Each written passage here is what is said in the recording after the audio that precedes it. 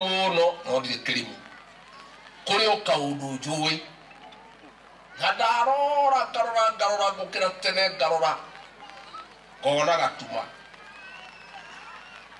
gona tukibangiro na ciana citu ihuthiruo gutugayania. The future of our nation is great. We are a great nation. We are a blessed country. Na msikubali, na waomba kwa unyenyekevu, wale wanaotutabiria giza na kututabiria maovu kule mbele, hizo ndimi naomba maaskofu muombe zikome. I am very confident about the future of Kenya. What we need is to stay united. So, Ruben, the Deputy President, just before the President, is talking about that he is not too clever, neither is he a fool, and there's something he knows, and when he looks keenly, when he wakes up early and looks, he can see darkness, and he can see someone plotting against the Mount Kenya region, and the children of Mount Kenya region are being used to divide that region. And of course, the President comes and says that let us pray against those that want to tabiria giza. This is not the first time we have seen such a script, but what do you make of this? Because we're not yet at the 2-year mark. So there are two things that I would like to put on the table. One is, I think this is a sideshow to distract us from discussing this punitive finance bill. These two guys will come together later and either handshake or talk the same thing. I think Kenyans must learn to ignore personality politics with all their might. And let us focus on this draconian bill that is about to be slammed on us. And so I would say between Ruto and Gachagua, ignore them. And let us all ask, what is in this bill for us? Now, the second thing I would like to say is that when it comes to national unity, what we need is leadership by example. You cannot be telling people, stay united. We don't want tribalism, for example. And yet, as a leader, you appoint government on tribal, terms. We know it is scientifically proven that the leadership of this particular government leans towards two communities. So they are the wrong people to tell us to unite. Lead by example, make a national appointment of all different cadres, then tell us to unite, tell us to scrap tribalism. And we do not want to get to a point where, like the colonial masters, we use tribes negatively. There's nothing wrong with a tribe. There's nothing wrong with Mount Kenya meeting or the Luya Mlembe Nation meeting to talk about their issues. But we must really not use those to divide the country. And it is interesting that it is only in the political circles that we then begin to fight each other according to tribe. In fact, the problem I have with the so-called tyranny of numbers of Ngunyi is that he uses it prescriptively. Yes, you have a particular community may be, big in numbers and so on, but it must never be used against other communities. So descriptive tyranny of numbers, I'm fine with it. Prescriptive, And so we must, as a people, continue where we have been to insist that it's not the leaders who should divide us every 5 years. Right. And we must say no to that. The kind of rhetoric that we saw in the Rift Valley where, some people do not want certain communities in certain universities and so on must really be buried, but it must begin by example. Without example, you can talk all you want, but that synchrony between what you say and what you do is what I insist is a good quality of leadership. What you do, what you say, what you say and what you do. Must match. All right, let's listen in to some cabinet secretaries that spoke in Western Kenya and sort of, well, some of them were in Western Kenya, disowning a tribal narrative and saying that national unity is more important. Watch. Tuepukane na ukabila. Tuepukane na ukabila. Kwa sababu hatutaki tulete ukabila kwa Kenya, na bali Mheshimiwa Rais ndio anasimamia taifa nzima, Afrika nzima kwa mambo ya amani. Nchi yetu ya Kenya imewahi kupata matatizo.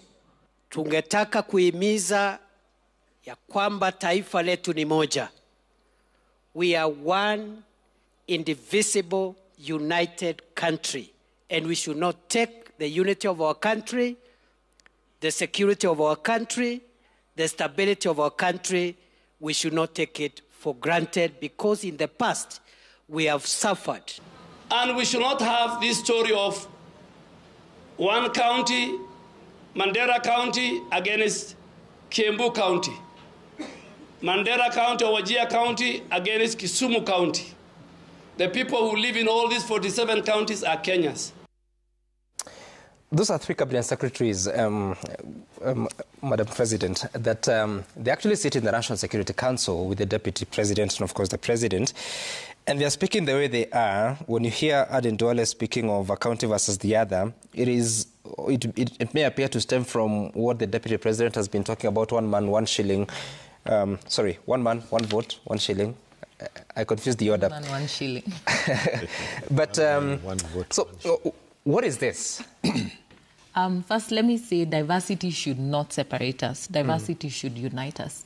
And I must say that I agree to the extent that the leaders are calling for national unity. That is something that I laud. As a country and as a nation, we should recognize the importance of coming together as one. But then said, I would go back to the beginning of the tenure of this government, where the Deputy President clearly came out saying that this is a government of shares, and only those who have shares should be able to benefit. And I must say that it's quite coincidental that you don't see the head of state, the president, saying the same thing. But people were saying that the Deputy President is merely voicing what the president feels, because when we see the appointments, it actually reflects the same. Mostly 2, and then to a certain small extent, a third tribe visualizes itself in all the appointments in this government. And as much as now we see again it's the same Deputy President coming out and raising concern or hue and cry with regard to what he deems as his nation or his particular set of shares that he feels are not well catered for. I would say that we have to hold our leaders accountable. Under Article 131, the president is a symbol of national unity, and the deputy president deputizes him, so he should fall within the values under Article 10. And so when you see our deputy president going around spending public resources, trying to create an ethnic and regional narrative, I think he should be held accountable. We should stop these individualized attacks against, particularly when you see sometimes the opposition. We saw the Honorable Martha Karua being called to give explanation.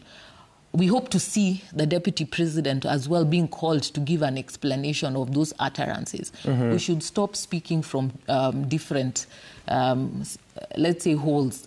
We should have one direction with regards to this. I agree with us calling for national unity, but I don't agree with even the actions that we have since been seeing, because now we are calling for national unity because it suits us. But before, there was no need or clamor for national unity. I think we need to hold each other accountable. And I really hope that the Deputy President will be called to give an account of those statements. Let's see that everyone is fair before the law, no one is above the law. And as the Deputy President... How would we do that?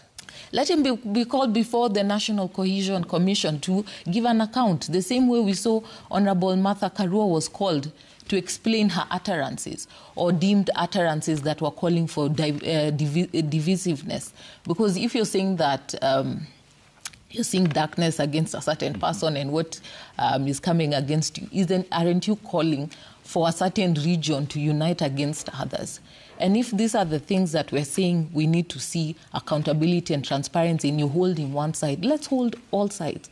The law should be fair for everyone. We shouldn't have the law for those in power and those who are not in power. That is when the country will see that indeed there is that actual indication that we want to bring the nation together as one. And as the head of state calls for national unity, I would say that he should not just call for national unity for the sake, but going forward, we should also see him taking the similar stance to bringing the nation together as one by including all the people of Kenya. When he was elected as president, he ceased to be the president of the people who voted him in. He becomes the president of the people of Kenya. And therefore, he should embody himself with those same national values. And does the same apply to the deputy president? Yes, I said that. The deputy president, that is also his responsibility. And so when we see him making these utterances, that's why I say I agree with the other leaders calling for national unity. The deputy president as well should be held accountable. When those hue and cry against the statements that he made at the beginning of their term with regards to shares, we didn't see any action being taken. And in any event, the mood of the country at that particular time. But now we see a different action or utterances being made against the same people he sits together with in government. What we want to see is that he should also be held accountable. He's using our public resources, moving around the country and calling for some sort of ethnic diversity. Let him be held accountable. Okay. All right. I'll come back to you, Honorable Mbowe. But Honorable Mathenge, what is going on? Sam, allow me to quote the Bible. Go ahead. Corinthians 1:10.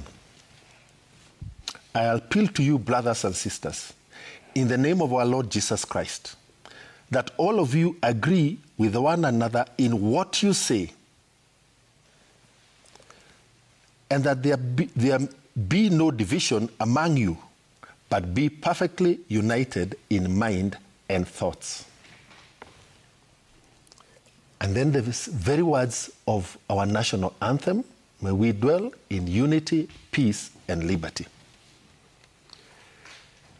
Raila Odinga speaks about unity. Musalia Mudavadi and Atwoli speak about unity. Joho speaks about unity. The president speaks about unity. The deputy president speaks about unity. Cabinet secretaries speak about unity. In fact, Robert Bui's party leader speaks about unity. How come all of us are speaking about the same word, unity, yet the results and the interpretations are so different?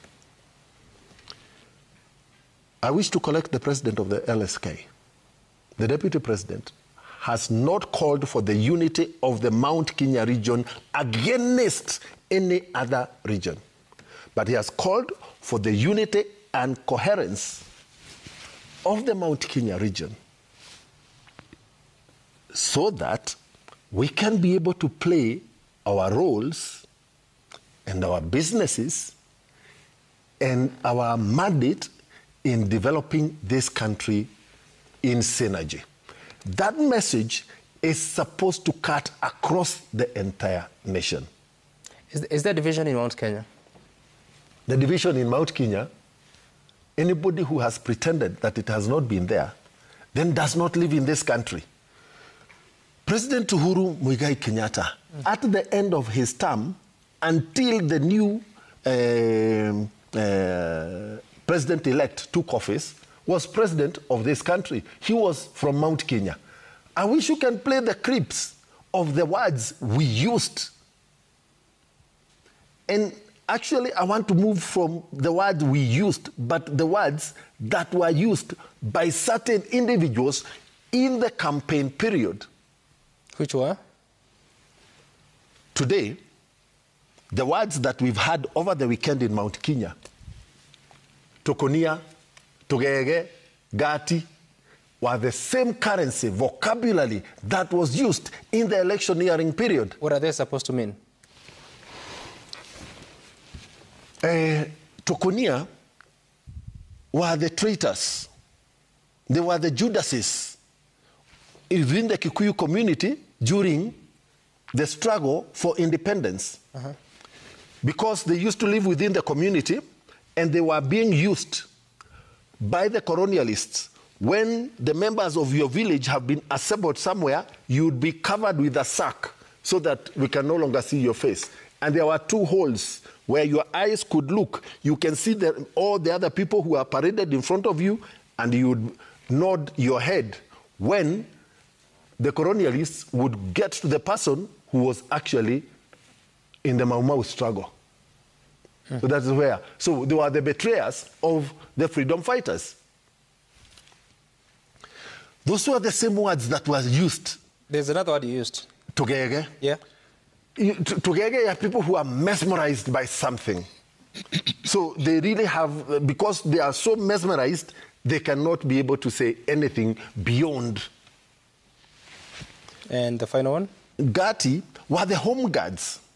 They were the people who were actually recruited by the colonialists as enforcers of the colonial roles. They were the guards. They were the police. These descriptions, there are people who qualify for this description at the moment. Now, that is the question. During the electioneering period, those same vocabularies were being used. That's what I'm asking. Now, when we are talking about Mount Kenya unit, and those words were being used by those who wanted on one side the community to go with William Ruto, and those on the other side who wanted to follow retiring President Uhuru's preferred candidate. When the Deputy President says that he can see darkness ahead, what is he talking about? I wish he can tell Kenyans. I wish he can tell Kenyans. You don't know? The Deputy President spoke and said, when he looked at President Ruto, he's a good person. He's a person we can work with. He's a person the community can trust. He's a person we love as a community. What has happened? What has happened? I am a worried Kenyan today because unity has been used in the past as a Trojan horse for individuals to become, to have tyranny. Are we back to merchandising fear? What are you talking about, Mheshimiwa? What am I talking about? It is desirable for the Kikuyu community to be coherent and to be united, just like it is desirable for the Mijikenda, for the Luo, for the Mulembe nation. Yep. It is desirable. Yep. And then that unity of the different ethnic groups should feed into national unity. Okay, I'll come back to you shortly. But Mheshimiwa Mbui, what do you make of this? Because it looks like the Deputy President is agitated by something. It's difficult to pick what it is, and Mheshimiwa Madenge will get to see if he can help us get to that. But what is this? Sam, we will speculate, but let me begin first by saying this issue of unity. being now peddled by the Kenya Kwanza regime. For me, like I said earlier, it's just a smoke screen, because if you remember, none other than the leader of Kenya Kwanza came up with a very divisive policy just before the last election, and he talked about hustlers versus dynasties. That was not uniting Kenyans. Later on, when we had major issues with his finance bill in 2023, he said now it's a fight between those that have salaries and those that are unemployed. Again, another issue of division. The deputy himself has talked about shareholders and non-shareholders. They have never, ever attempted to unite Kenyans. But now, suddenly, we see the DP missing in action for about a week or so. He reappears and says he went on a fast in the mountain to reflect, I don't know on what. Now we are getting reports that he's being denied the use of military and police choppers. So I guess the whole narrative, the whole issue is just about the difference between two individuals. But then again, like you've asked, what is the difference? Other than speculate, I'm not very sure why the DP would not be allowed to use a military chopper or a police chopper. But then I think because they're being very vague, even in their narration. One says, I'm seeing darkness ahead. The president says, you know, those who are seeing darkness, let's pray against the darkness. But they're being vague. None of them is telling us what is really happening between the two.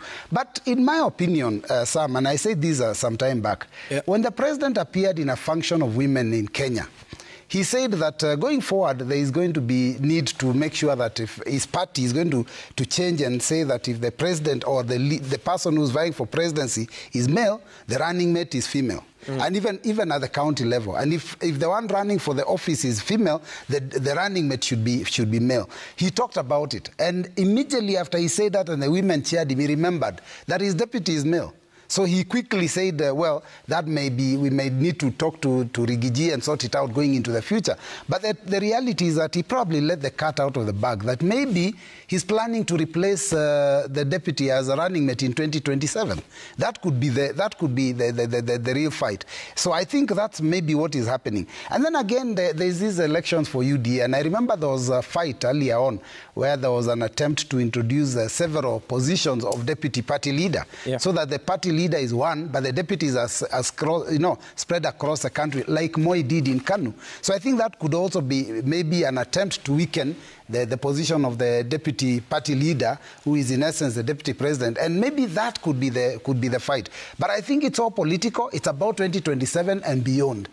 It's got nothing to do with Kenyans uniting. It's got nothing to do with Kenyans getting prosperous. It has everything to do with people attempting to protect their positions. And the president, for your information, when the deputy president said, this issue of shareholding, he actually was directly telling his boss that we contributed as a region more votes to Kenya Kwanza than you did from your own region. I think that's a fight that's now taking shape there. And so it's a political fight for 2027. So Kenyans have to be very, very careful as we wage into this war.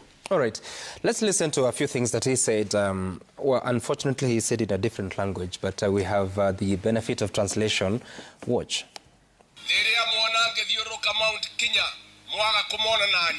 mukamoria mwagite gukorwo na mutongoria wanyu kai mwinau twari na kunda ngutume aria maragia kanua ka mundu ungi akiaria tu oraria ni uraigwa ni mundu ungi oraria tondu wa murora biu ndagiru ni kwaria meri iyo tondu ndiratwarana na ruriri rwitu andu acio ni mutukwenda twimenyerere. So, Honorable Madenge, that when we see you, because now you come from his county, we should ask you where you stand on why you're not with him. Yes. Where do you stand on the 1 man, 1 shilling question? Do you want to answer? Yes. Sam, yep. I believe the people who voted for me in Nyeri Town constituency, and they voted for me at my 4th attempt at being elected as Member of Parliament, did not vote for me because I was following or I was to follow someone. They voted for me because they believed among the things I have spoken about in the past. They felt if those things, I can achieve them as a Member of Parliament, they would start to benefit.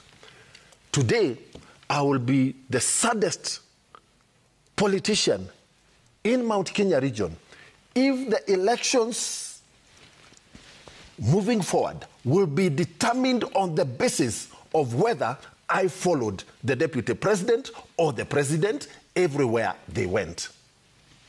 I want to be able to deliver for my people. Some, when our deputy president was in Eldoret the previous week on Sunday, he actually asked members of parliament to stay in their constituencies.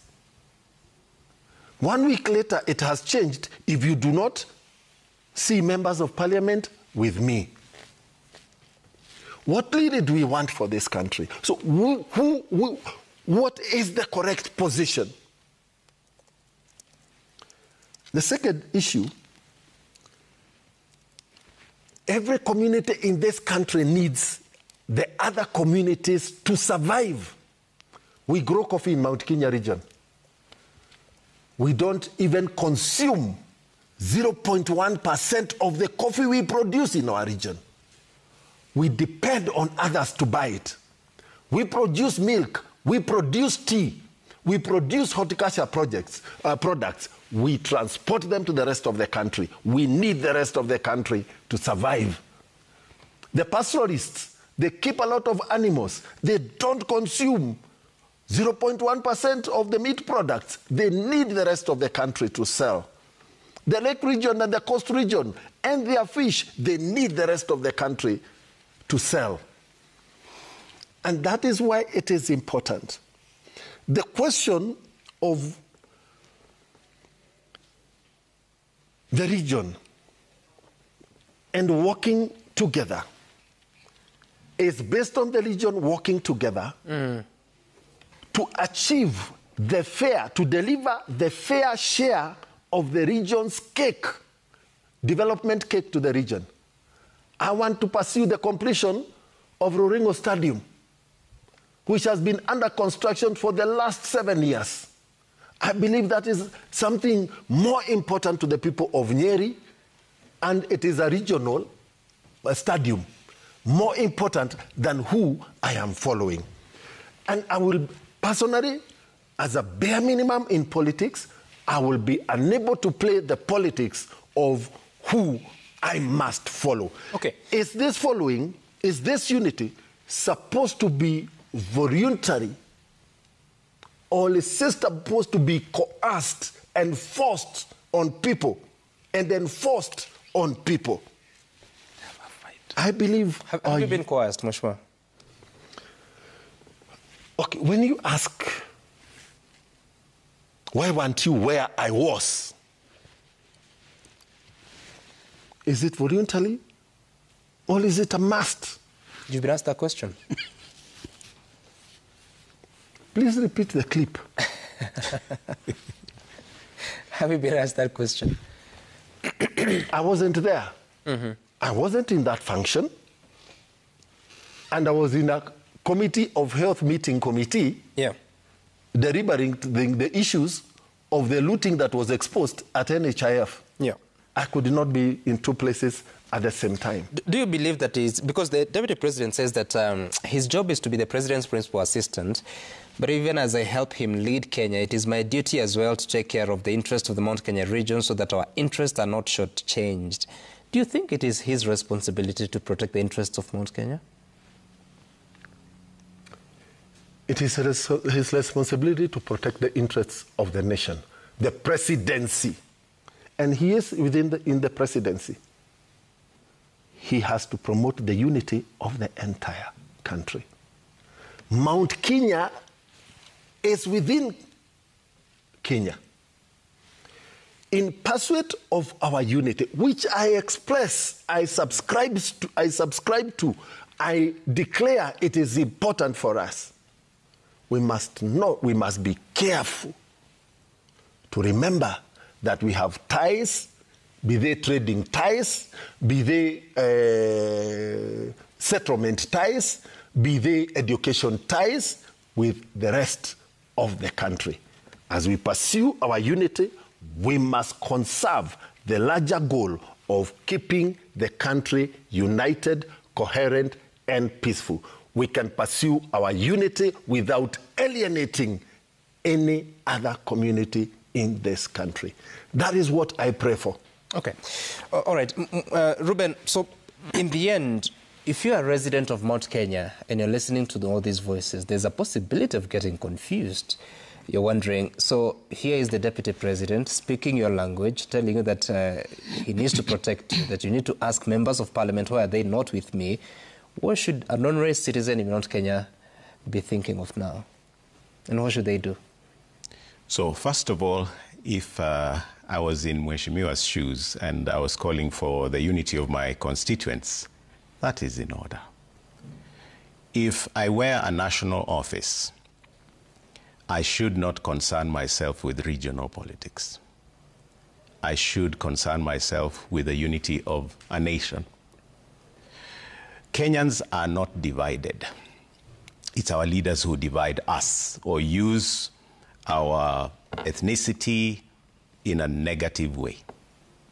Why is it that we only tend to fight when there is an election in sight or positions of leadership? But we are taught by people from different communities. We trade with people from different communities.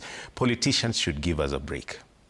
Secondly, language like what has been used by Mheshimiwa here, the different terminologies that are used to describe people, should be completely wiped out from our nation.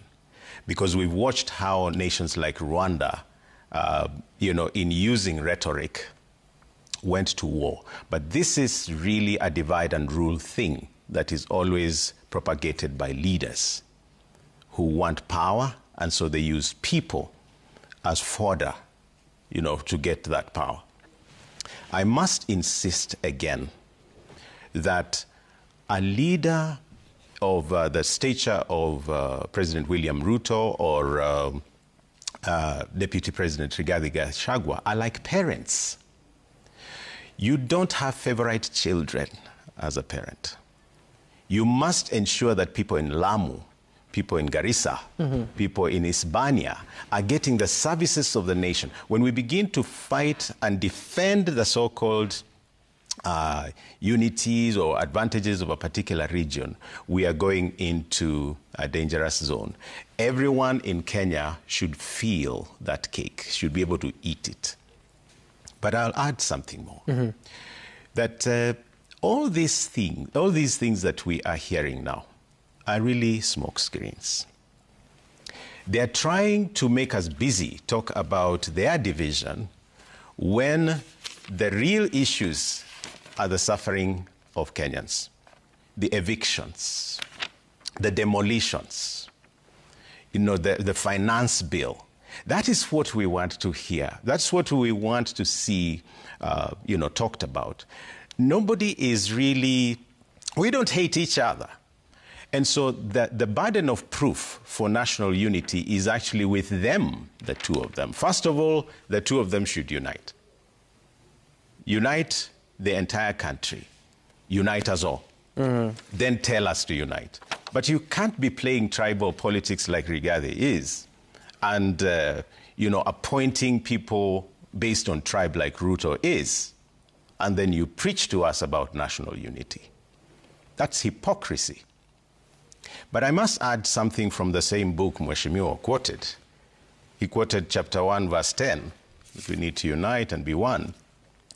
But you go 12 chapters later, in chapter 12, and Paul is describing the body as a unit, but it has many parts. And there's no parts that are less important. The eye cannot say to the arm, I don't need you. Our politicians are making the negative of that.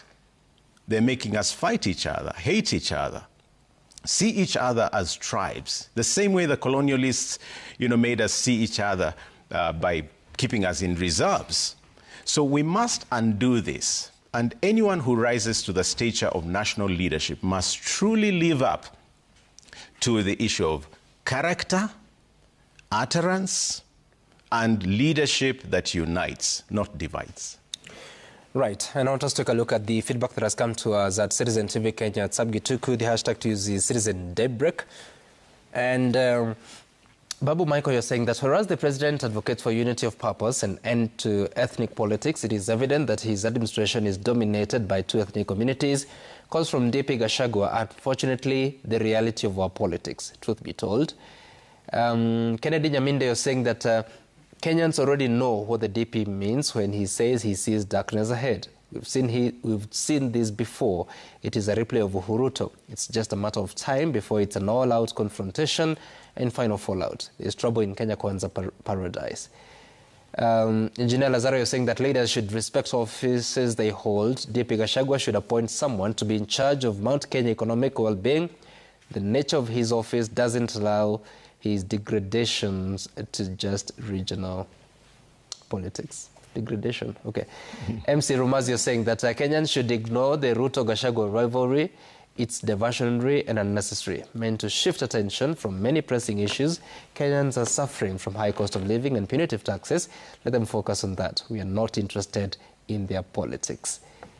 And Frank Orinde, you're saying that the DP is finding himself in unfamiliar territory and his attempts to rally Mount Kenya leaders behind him is met with resistance because he created the enmity himself. He got into office and started a war with everyone, including those he needs now. He was boastful and arrogant.